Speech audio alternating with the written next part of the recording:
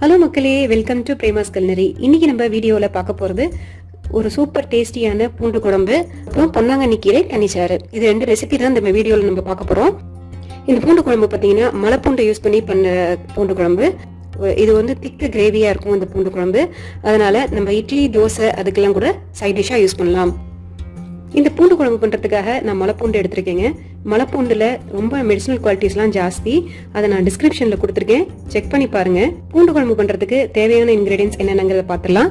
1/4 teaspoon சோம்பு, 1/4 teaspoon ஜீரகம், 1/4 teaspoon மிளகு, அப்புறம் ஒரு 10 பூண்டு பல், அதுக்கப்புறம் 2 தக்காளி டைஸ் பண்ணி எடுத்து வச்சிருக்கேன். இதெல்லாம் வந்து அரைக்கிறதுக்கான இன்க்ரீடியன்ஸ்.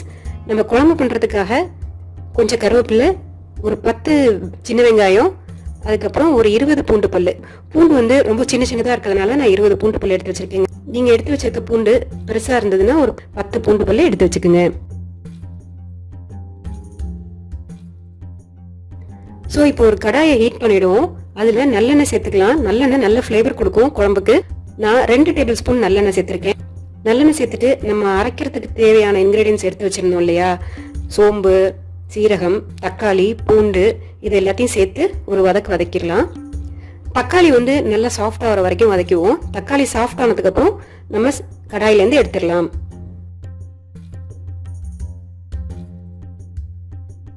அதே எண்ணெயில் ஒரு 1/4 டீஸ்பூன் வெந்தயம் சேர்த்துடலாம்.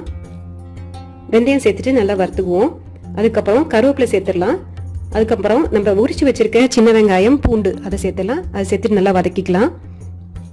சோம்பு, சீரகம் இதெல்லாம் நம்ம வதக்கி வச்சிருக்கோம் இல்லையா, அதை நல்லா ஃபைன் பேஸ்ட்டாக அரைச்சிடலாம். அரைச்ச விழுதை வந்து நம்ம கடாயில் சேர்த்துடலாம். ஒரு லெமன் சைஸ் புளியை 1/2 கப்பு தண்ணியில் கரைச்சி இதில் சேர்த்துடலாம். அதுக்கப்புறம் ஒரு 1 கப்பு தண்ணி சேர்த்துடலாம்.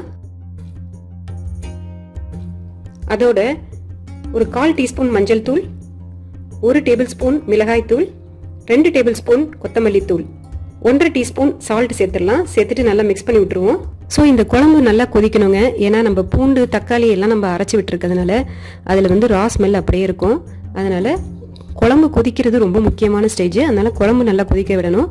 நம்ம இதை வந்து கவர் பண்ணி ஒரு மூடி போட்டு கவர் பண்ணி இதை குழம்பு கொதிக்க விடலாம். இப்போ ஒரு 2 மினிட்ஸ் குழம்பு கொதிச்சிருக்கு. இப்போ பார்த்தீங்கன்னா பூண்டு, வெங்காயம்லாம் கொஞ்சம் சாஃப்டாக இருக்குது. பட் ஸ்டில் வந்து இன்னும் கொஞ்சம் நேரம் கொதிக்கணும். மறுபடியும் இதை ஒரு 2 மினிட்ஸ் கவர் பண்ணி குழம்பு வந்து கொதிக்க விடலாம். இப்போ பார்த்தீங்கன்னா குழம்புலேருந்து மேலே பாருங்கள் ஆயில் செப்பரேட் ஆகி வந்திருக்கு.